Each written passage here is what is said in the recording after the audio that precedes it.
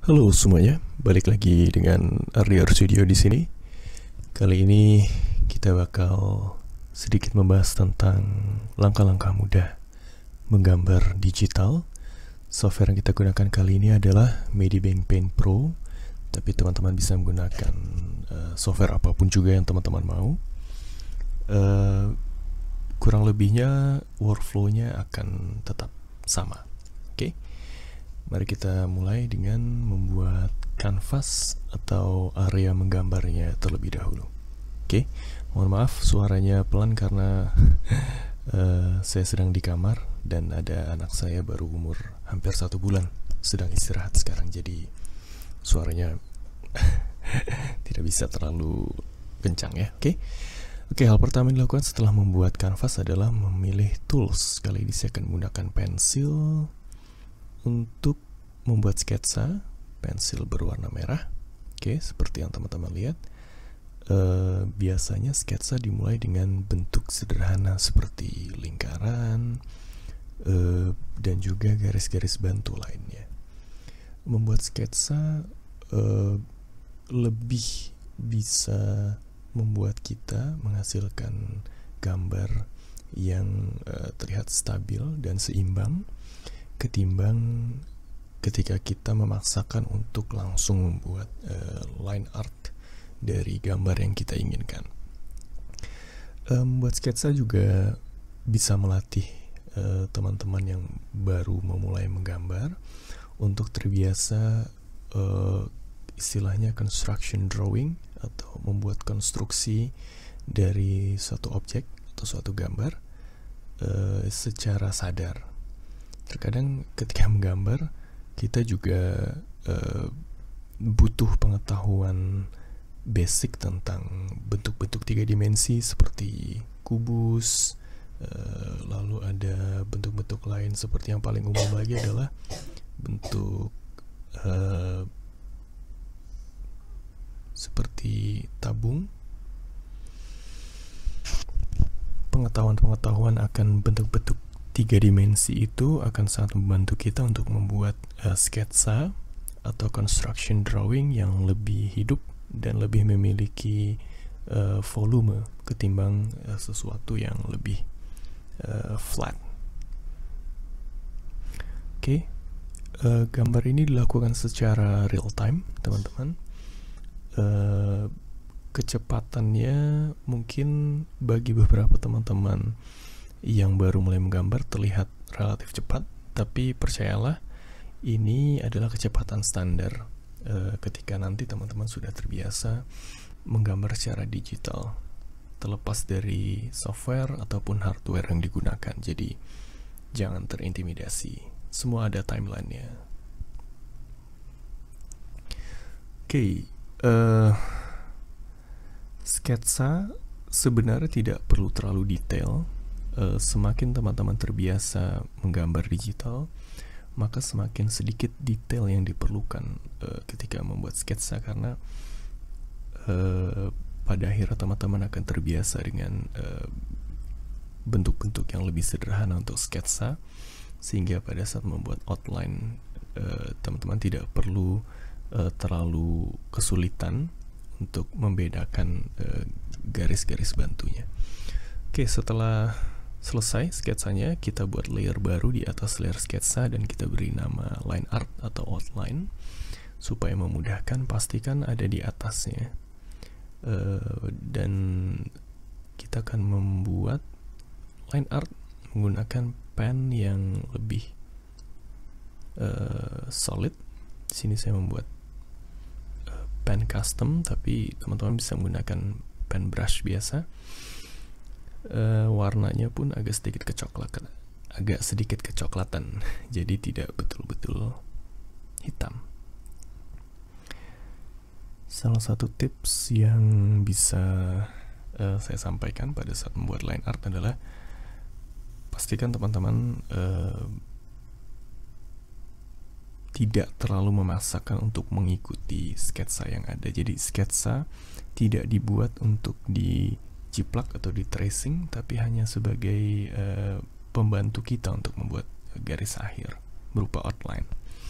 Seperti yang teman-teman lihat ini di bagian hidung saya tidak ikuti sama persis seperti di sketsa. Begitu juga dengan bagian kepala, tetap ada penyesuaian karena kebanyakan yang saya dapati di teman-teman yang baru mulai menggambar, di murid-murid Minani Mingle juga, mereka terlalu fokus terhadap sketsa sehingga kadang kesulitan untuk membuat line art yang terlihat lebih stabil karena mereka pikir mereka harus mengikuti sketsa sama persis untuk line artnya, padahal tidak selalu seperti itu ya. Loose saja. Oke. Di sini saya melakukan beberapa penyesuaian juga terhadap bentuk-bentuknya.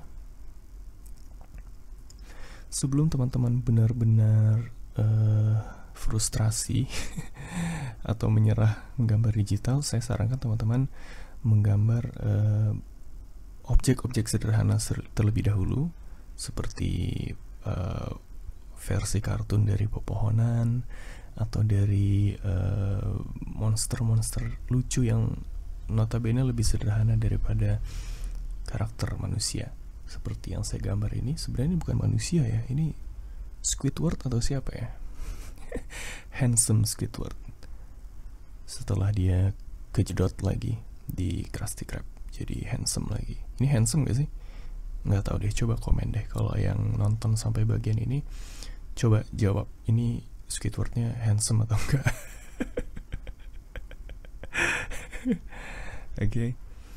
Beberapa detail. Oke.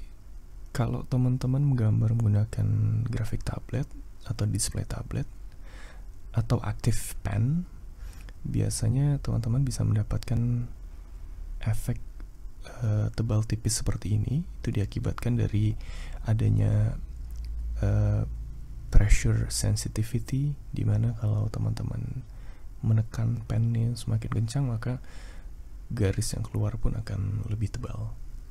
Ketika ditekan lebih ringan atau tekanannya lebih kecil, maka garis yang dihasilkan pun akan lebih tipis. Tapi kalaupun teman-teman ingin mencoba menggambar menggunakan jari saja, tidak ada pen pressure, tidak ada masalah. Saya pun sering melakukan itu untuk sekedar menggambar cepat. Oke, setelah selesai jangan lupa dimatikan layer sketsanya. Kita tidak perlu hapus karena mungkin kita akan butuh lagi kapan-kapan. Di sini saya melakukan sedikit penyesuaian untuk line art. Di beberapa bagian saya buat lebih tebal supaya sedikit terlihat line dynamic.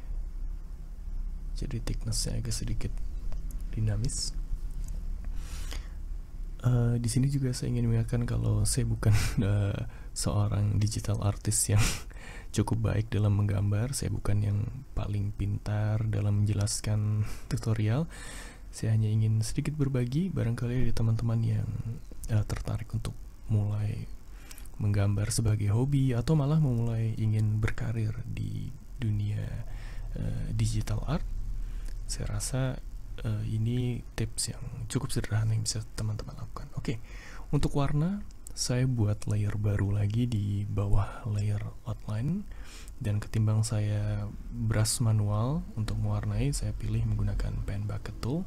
Selama garis-garisnya terhubung, maka tidak akan ada warna yang istilahnya bocor ya keluar. Khususnya untuk style kartun, walaupun untuk beberapa style yang lain mungkin teman-teman butuh mewarnai secara manual dengan brush. Khususnya untuk highlight dan shading, mungkin kita akan bahas lagi kapan-kapan soal bagaimana membuat highlight and shading.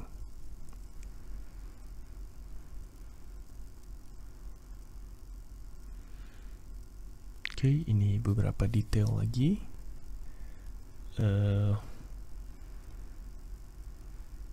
Kita bisa bermain sedikit untuk detail warnanya. Di sini saya tidak menampilkan bagaimana membuat highlight dan shadow, tapi kita akan coba membuat sedikit efek dengan menggunakan airbrush.